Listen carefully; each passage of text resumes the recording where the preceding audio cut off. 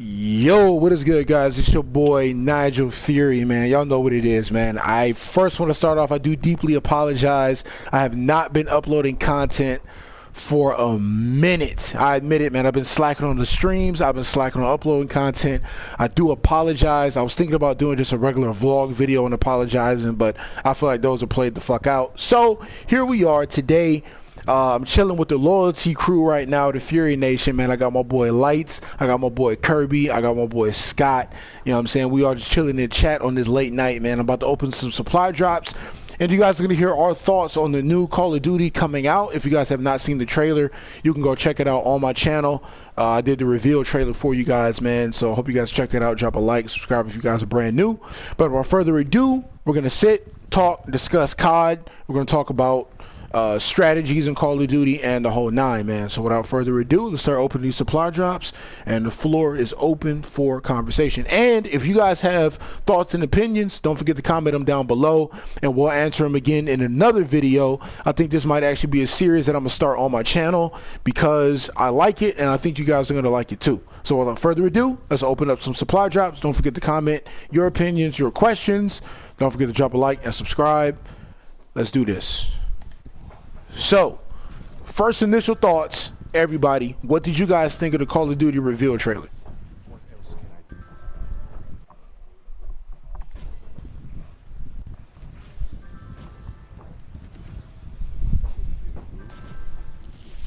Well, they did say they're combining all three modes, though. Like, level progression is going to be in all three modes. So I think that's kind of cool, but I'm curious to see what else they mean by that. You know what I mean? I feel like there's a little bit left out. What do you guys think about there being no specialists in the game? I'm happy. Skill. But do you not scared to push, to be honest. But do you think that it's gonna be harder to get campers out of certain areas now because you're not gonna have the, you know, the bow and arrow? You're not gonna, wow, they're giving me another Mark II weapon. Okay.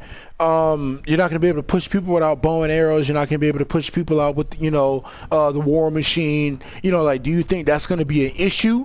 Or do you think the players that know how to finesse and get people out of, you know, areas, that it's gonna come, you know, naturally? You know what I mean? Like, do you think that campers are gonna prevail more, or do you think that they'll be, you know, in a worse condition than what they're in now? Because I think personally, campers are in paradise with all these specialist weapons and stuff. I think they're in paradise right now. But then when this COD comes out, they're there for a rude awakening. What do you guys think?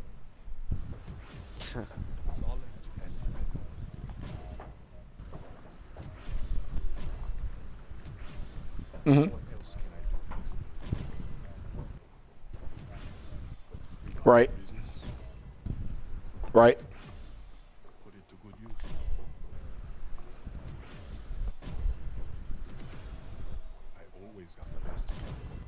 True. True. As long as they don't put something like acoustic sensor and all that craziness in the game again, I think we'll be just fine. I'm cool with dead silence. That's what, you know, people that can afford to buy really good headphones, that's what that's for. You know what I mean? If you don't have good headphones, they have what? That super crunch, but that's only in Black Ops though. But hopefully they have something like that and you know, in this new Call of Duty. But for those of you that don't know, that didn't know, see, there's a helpful tip right there. If you guys are struggling hearing people's footsteps, if you go into the settings menu on the game, you can actually switch it to Super Crunch, which makes the footsteps even louder in the game, which allows you to hear people when they're coming up behind you, even when they're wearing dead silence. So that's a little key factoid right there. Next up, we're going to talk about different strategies on different maps and people's favorite strategies on different maps. Obviously, we're not going to talk about our team strategies yet because we're still building our team, but I'll name a map and then one of you guys give me your best strategy. We'll say with TDM. So I'll give you a map and you guys give me your best strategy. Sound good? Yeah. All right. We're going to start with Lights first because he's the most quiet. All right, Lights. Say you're on Seaside, you're playing solo dolo. What's your best strategy? What is your best plan of attack on Seaside? What the? All right, guys. Technical difficulty. I think my boy had a phone call. Okay. All right, Kirby. You're a solo dolo. You're playing on gridlock. What is your best plan of action to call in streaks and have a good game? Rush with the saw and play a little passive aggressive. Okay. And run on the outskirts of the map. Okay. Now, do you ever push mid? Is mid a place that you like to frequent, or are you always on the outside of a map kind of guy? It's frequent. Sometimes we run through mid. Okay. All right. All right. Oh, this gave me the Mark II Cap 45. Too bad I already have it. Okay. Okay. What are the maps that we got? Okay. Icebreaker. Scott. Icebreaker. Best plan of attack to drop streaks and have a good game. Go.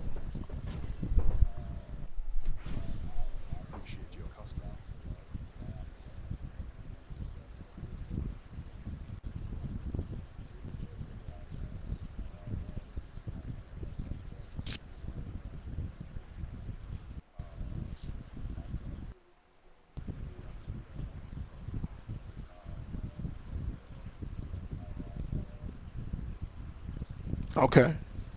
Okay. Anybody have a one for me? Yeah, actually, slums. What do you do? Slums. Best plan of attack on slums. Okay. I have two weapons that I like to use on that map that are very effective. One, I would have to say the ICR. Two, I would have to say the SWAT. Here's the reason why I say the ICR. The ICR hits fast, but your movement speed is reduced significantly. So if you can hold down mid and be able to watch all directions, I think you're in a good spot. Now, if I use a SWAT, my speed is boosted. That way it allows me to run around faster. Now, the SWAT hits quicker, but has less power. But that's effective because the magazine in the SWAT is bigger than the magazine that's in the ICR. So, hands down, I think the SWAT is the best weapon.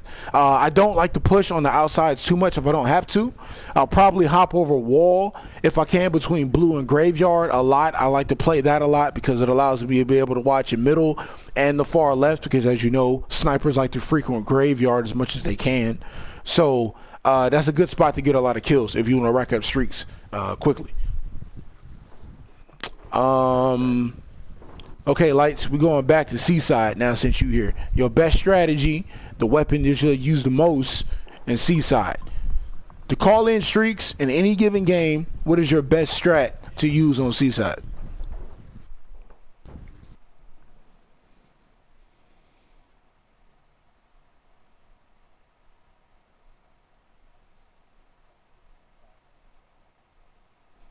Which steps?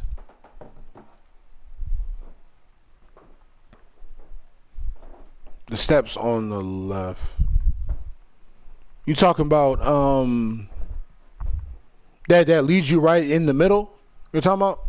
Okay, okay.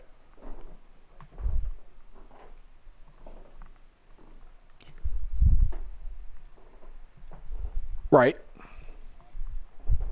Mm-hmm. Mm-hmm.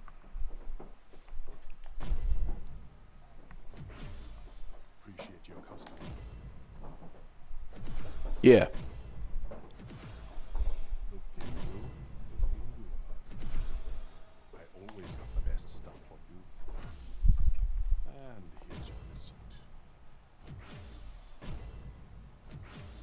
Okay, okay. Okay. All right, all right. I'm digging the convo. I'm digging the strategies. Okay, okay. All right. So this is what we're gonna do for everybody, that's watching the video. Like I said earlier, if you guys have any questions, if you guys have different strategies that you like to use or your favorite maps, comment down below. If you guys feel that you have advice for us, feel free to comment down below and let us know. But also, I want to know the first time that you guys got your nuke. The first time you guys got your nuke, what weapon you were using, how you were playing to get that nuke, and the map that it was on, and the COD that it was on too. Your first nuke. Your first nuke. As you guys know, my first nuke was here, Black Ops 4. I was using the Spitfire.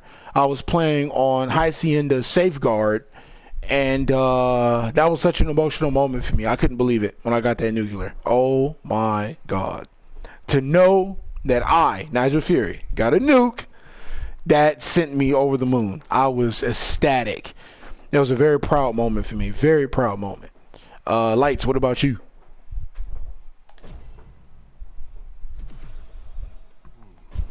It wasn't that fucking long ago.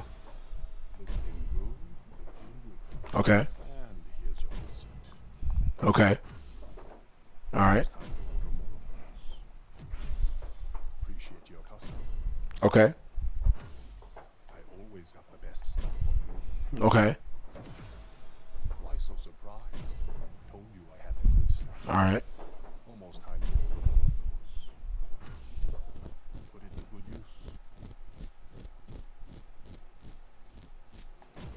Now, did you call it a deatomizer strike? Because if those that are watching the video that may have not played Infinite Warfare, when you dropped a nuke, which was what, a 25 gun streak in Infinite Warfare, you obtained something called a deatomizer strike, where a giant ship would come over the map and shoot that laser beam and blow the map up. So, yeah, it would nuke the whole map, and that meant that the game was over, basically. So, okay. Scott, you? Okay. We need to know the map, the gun, and the strategy.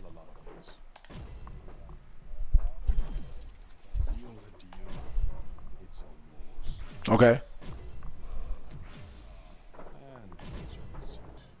Okay. Solid and dependable. Nice. Okay. And here's your receipt. Looking good. Only Mm-hmm. careless. We got more business. Okay. I could use one of those. Yeah. Put it to good use. Only the best will do. Okay. All right. Next question, because we're actually coming down to the last of these supply drops. So the next question is honest thoughts. What do you guys think? I already asked the first part. What do you think about the trailer? But to sum up this video, do you guys think that this new Call of Duty is going to bring PC, Xbox players, and PlayStation players together as like a community? Not, being toxic and stuff like that, but do you think that it's going to make the Call of Duty community better, or do you think it's going to make it worse? I'm almost certain that isn't one. Us. I'll go first while you guys think. I'll go first. I think that it is going to make the Call of Duty community more interesting. Oh my God, I got it. Oh my God, I got it. Holy shit, I got it, boy. Hey, I got the last Mark II variant of this event. Oh my God, I'm so happy. Holy shit, it took 76 cases to get it, but I got it. Wow, the Vapor Mark II. Woo! I got that, baby. Okay, anyway, my bad. All right, I'm gonna just leave that up on the screen for a minute.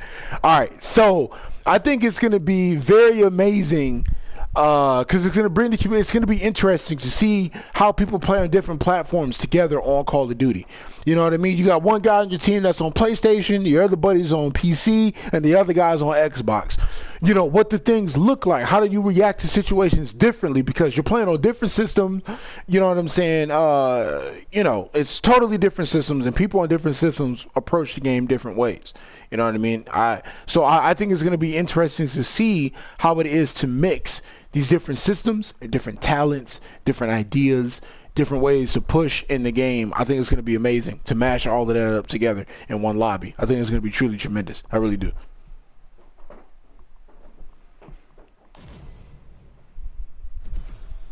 Why so surprised? Told you I had the good stuff. We got more business. else can I do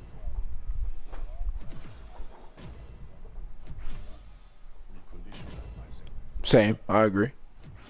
I agree. Only one careless owner. I definitely agree. I hope we both win.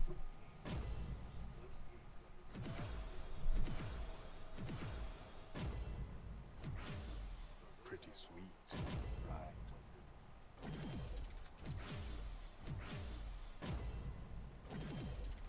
Another satisfied customer.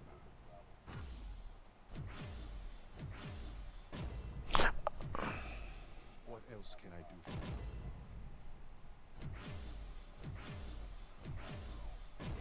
you? Yeah, but I think it's gonna push people to play better. I mean, look what it did with Fortnite. You know what I mean? When console players could play against PC players, it pushed them to be better, right? Why so surprised? Told you I had So I think it's gonna do the same thing with this too. take on. I think console players have become too relaxed. You know what I mean? We all know how to play against each other, so you can sleep on a game or two if you want to. You know what I mean? But you're going against PC players. You know what I mean? Not saying console players aren't tryhards, but PC players feel like they have something to prove, even though they don't. You know what I mean? But they feel like they do. So, and then Xbox players are going to come in hot because people dog them all the time. So they're definitely going to come in with a chip on their shoulder already. The only people that's going to be relaxed are PC players. I mean, PS4 players. Because they don't feel like they have anything to prove. They feel like they're the top warriors, you know, in the gaming industry, which they're not. But they feel like they are, though. You know what I mean? Lights, your opinion? You're gonna buy what I.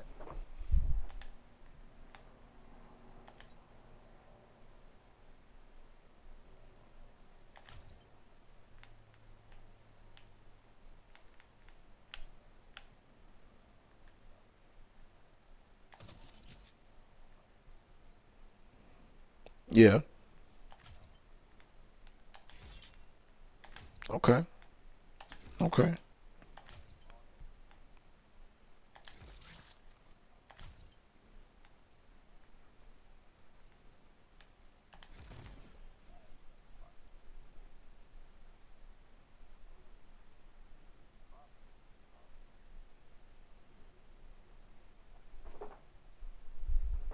Yeah.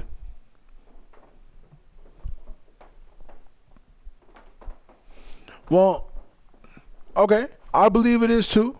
I believe it is too. I'm 50-50. But here's one thing I did notice though. And once again, you know, feel free, everybody that's watching this video, to comment down below and let me know. We're actually going to start wrapping up the video now. But I feel like this. When Infinite Warfare came out, that was my first time that I know of, like knowingly, I was going against people that were keyboarding. And I realized that they can snap on people instantly when they were keyboarding. You know what I'm saying? Keyboard and mouse. Now, you know, that a lot goes into that because you're jumping around, you're boosting around. You know what I'm saying? There's a lot of buttons here on, you know, controller that we got to press to do what we need to do. You know, keyboarders, you know, a lot of keys they got to press to do what they want to do. But at the same time, they got that mouse. And with the mouse, in my opinion, once you master it, I feel like it's a little easier to aim than it is with the analog sticks. Because analog sticks, the slightest movement can mess you up. With a mouse, I don't feel like that is. It could probably be argued because I don't play with mouse and keyboard, so I really don't know. I play with a controller, and I know with a controller, the slightest movement when you're aiming, those last two crucial bullets, you miss them, you're dead. But I feel like with this new COD coming out, we don't have to worry about that anymore. There is no boost jumping. There's no flying across the map. There are no grapple hooks. No nothing. It's pure boots on the ground. So now it's all about reaction time. Whoever can aim down that sight quicker, whoever can jump around that corner quicker, whoever knows spawns and all of that stuff faster are the ones that are win the gunfights.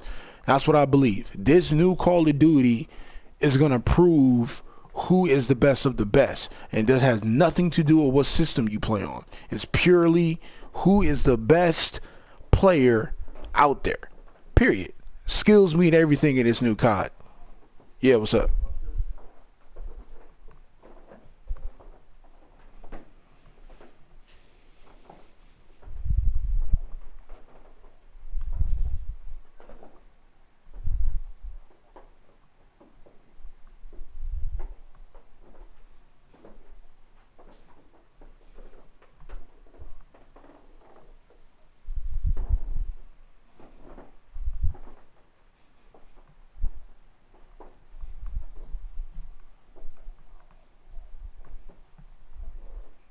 Right.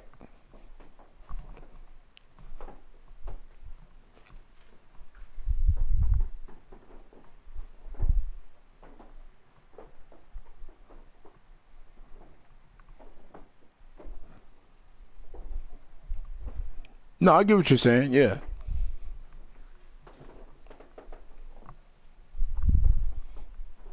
Okay.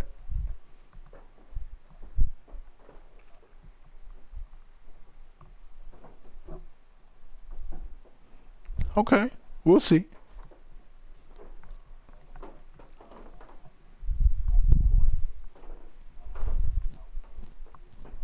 Yep. Same here. But like I said, though. Oh, go ahead. Go ahead.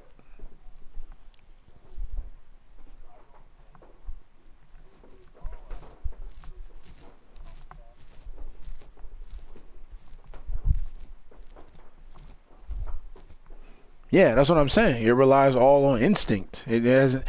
Okay, having good internet, playing on a monitor, playing on PC, playing on console, whatever, all of that does have its different effects. It has its pros and cons.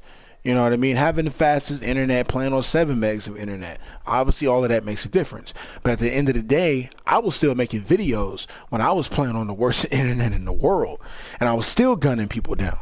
You know what I'm saying? And that begs to ask the question, well, how is that possible? I know that most of the people I went against in lobbies, their internet was better than mine. So how was I still gunning you down? How was I still beating you to the trigger? Was it because I have the skill? Was it because I was anticipating that I knew you were going to come through that door? You see what I'm saying? Like, people got to take all that into consideration. You know what I mean? Everybody's so worried about the systems. I'm thinking about the player that's playing on that system. See what I mean? I don't care what you're using to play against me. I want to know how good you are. The system is only as good as the system has been made. You see what I'm saying? It's out of the factory. This is what they gave you. Nothing you can do to change it. But I want to see how good you have developed as a character. You can keep getting better or you can keep getting worse. The system that you bought is just going to be that. You see what I'm saying? You can get the fastest internet in the world. You can play on the best monitor, whatever. You can get all of that, but it doesn't make you a better player. You just got good shit. Doesn't make you a good player, though. You see what I mean? So that's why I feel like when people, this war that's coming, I feel like it's futile. It's not going to mean anything. Because if we find out, what if we find out that we're all on the same playing field? That PC players, Xbox players, and PlayStation players were all on the same playing field. What if? You see what I'm saying? What if that's possible? Then what? All this war, all this hate, all this negativity has been for nothing. You see what I'm saying? But we'll see when the time comes. We'll see. But all I know is everybody needs to bring their A game to the table. Microsoft, PC, and Sony. This is the time for all their players, all of us, to show what we can do. And it is going to be an amazing, content-filled Call of Duty. I promise you guys that. This is going to be one COD to remember. I promise it is. And with that, I'm going to go ahead and end the video, man. I appreciate everybody for watching. I'm really going to have to sit and think about a title for this series, but I'm definitely going to do it often. I appreciate everybody for watching. Thank you for dropping a like and subscribing if you guys are new. Thank you for everybody that's going to comment on the video, your opinions, your questions, and all of that. Like I said, we had Kirby here, but he left. And we had Lights here, and we had Scott here. Thank you for them sitting at the table and talking with us. And we'll see you guys in the next video of Nigelfury Talks Call of Duty. Hey, there you go. That's the title right there. All right. See you guys. Peace.